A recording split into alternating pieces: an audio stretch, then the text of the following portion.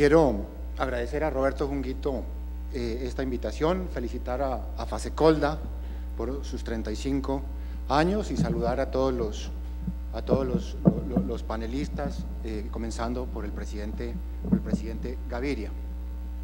He sido invitado a hablar sobre los grandes riesgos que tiene Colombia, en este caso en la seguridad social. Todo lo que quiero decir es que el gran riesgo de la seguridad social en pensiones es que millones de trabajadores informales no tendrán una pensión cuando se enfermen o cuando estén viejos, o el riesgo de que sus familiares no reciban una pensión de sobrevivencia cuando los trabajadores se mueran. Esto va a suceder si siguen las cosas como están en los dos regímenes que tenemos, en el público y en el privado de ahorro individual. Y esto es una paradoja, porque en el régimen del cual estoy representando acá, todos los trabajadores que tienen un empleo estable, los que cotizan regularmente, van a recibir una pensión y van a recibir una buena pensión.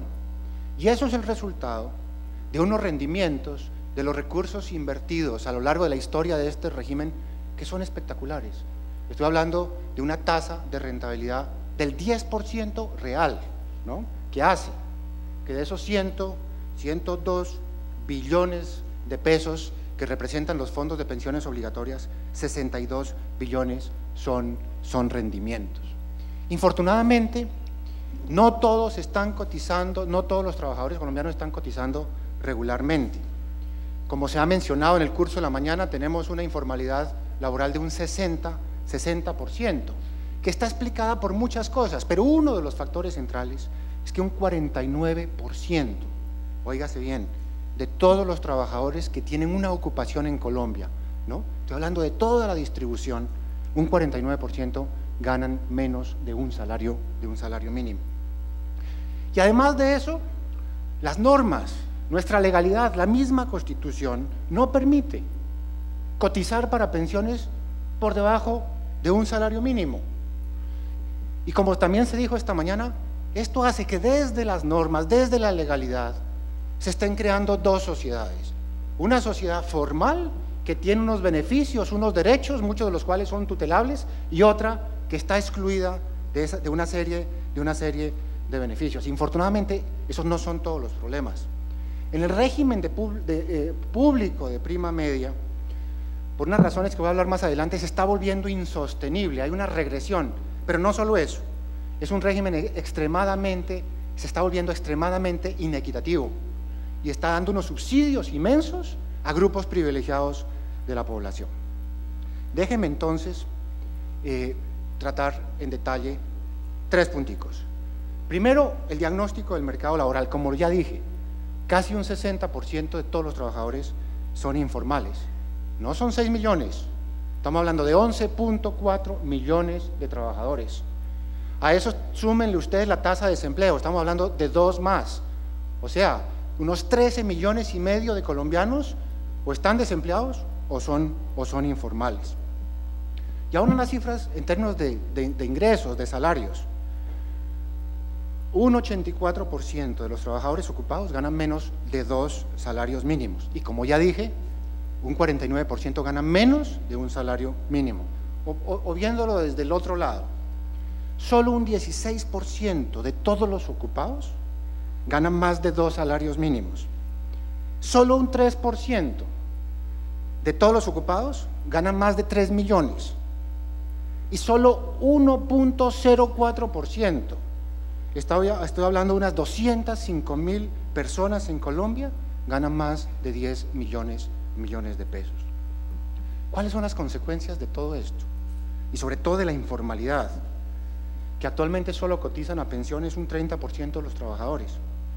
Pero concomitante con eso, tenemos las cifras de pobrezas, ¿no? Esa pobreza tan alta que tenemos, y el hecho de que tenemos uno de los Ginis de la tasa de desigualdad más altas del mundo. Pero esta situación se extiende a toda la economía, ¿no? Con una bajísima productividad por mantener a esos trabajadores en la informalidad. ¿Por qué? Porque todos esos trabajadores y sus familias tienen restringido acceso, por ejemplo, a todos los servicios financieros. a los bancarios, a los seguros, a las fiducias. Hay una bajísima o nula tasa de tributación, salvo la indirecta, que es también reducida y precaria. Tenemos, por las mismas razones, un reducido mercado de capitales. El mercado de capitales, la capitalización bursátil en Colombia es un 60% del PIB, en Chile 170%. ¿Por qué? Porque en Colombia los fondos de pensiones obligatorias, ¿no?, pese a todo lo que han crecido, representan tan solo un 20% del PIB, cuando en Chile representan un 70%. Y podría extenderme. Consecuencia de toda esa situación, de esa informalidad, una bajísima tasa de innovación, y también otra consecuencia, una baja tasa de ahorro, como mencionó el presidente Gaviria esta mañana. ¿Cuáles son las causas de esa informalidad y del desempleo? Pues bueno, son múltiples, ¿no?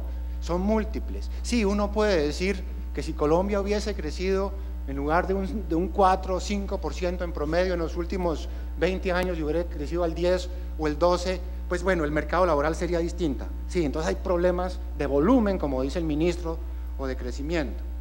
Pero sin duda hay un problema en el mismo mercado laboral que tenemos que afrontar. Hay altos costos laborales, ¿no? Hay altos costos laborales. Tenemos un salario medio que está muy cercano a ese salario mínimo.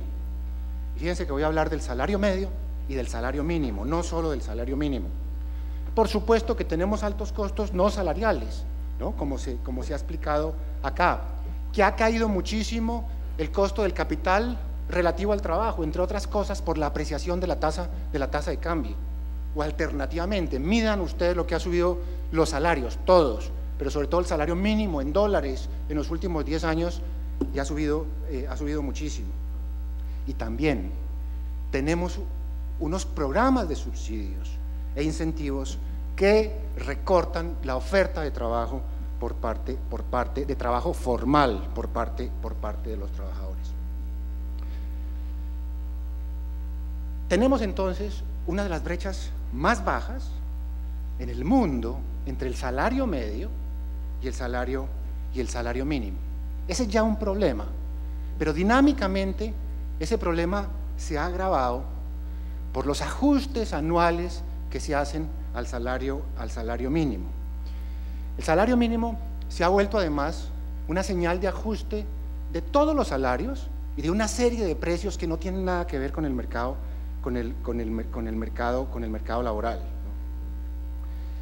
Todos los salarios, y sobre todo el salario mínimo, debería representar, ¿no?, la productividad de los sectores fundamentalmente informales. Yo no estoy diciendo que se acabe el salario mínimo, más aún, ni que se lo deba bajar, pero al ajustarlo, el proceso dinámico debería representar la productividad de los sectores más atrasados, de los sectores informales, de los vendedores ambulantes, de todos esos sectores de la economía. ¿Qué ha pasado? Que yo creo que es algo muy perverso en la economía colombiana. Al final del año se reúnen el gobierno, los empresarios formales y sobre todo los representantes de las grandes empresas y los sindicatos para hacer ese ajuste. Y usualmente lo que se hace es ajustar el salario mínimo por un indicador de la productividad, no de los sectores informales, sino por una productividad de los sectores más modernos de la economía. Esto dinámicamente, ¿qué hace? Que a medida que crece la economía y se desplaza el salario medio, el salario mínimo lo va siguiendo. Acepto algunos cálculos que dicen que ese incremento del salario mínimo ha estado por debajo de la productividad media de la economía. Es cierto, pero ha sido un crecimiento que ha superado la productividad de aquellos sectores que debería reemplazar el salario mínimo. Y eso es un problema que tiende a agravar y tiende a mantener en la informalidad a millones de colombianos. Desde el punto de vista de la seguridad social, como dije anteriormente, esto es supremamente grave porque usted no puede cotizar a pensiones